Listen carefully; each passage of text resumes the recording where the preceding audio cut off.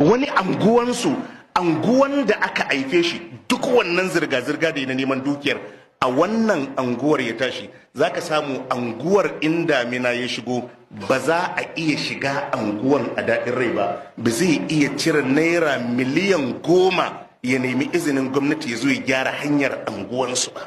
Kai tunani mana,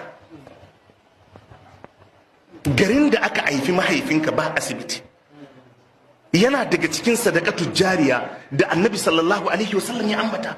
Inna mimma yalhaqul mu'mina min amalihi wa hasanatihi ba'da mautihi. Annabi yace yana daga cikin abin da mumini zai riski mumini bayan ya mutu na ayyukan alkhairinsa. Ilman allamahu wa nashara, ilimin da ya koyar ya yada. Aw waladan salihan taraka, ko ya mutu ya bar wani da salihi. Aw mushafan warrasa, ko ya gadar da alqur'anai waɗanda ake karantawa a bayansa.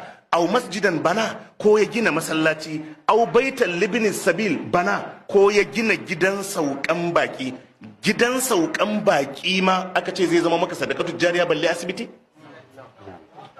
Ba ko lafiyayye zai zo ya kwana ya tashi ya tafi, aka ce zai riske ka amfane shi ranar alkiyama, balle inda za a kwantar da mara lafiya. Za ka samu mutum yana da biliyoyin dukiya, amma garin da aka haifi mahaifiyarsa babu asibitin da za a sha magani.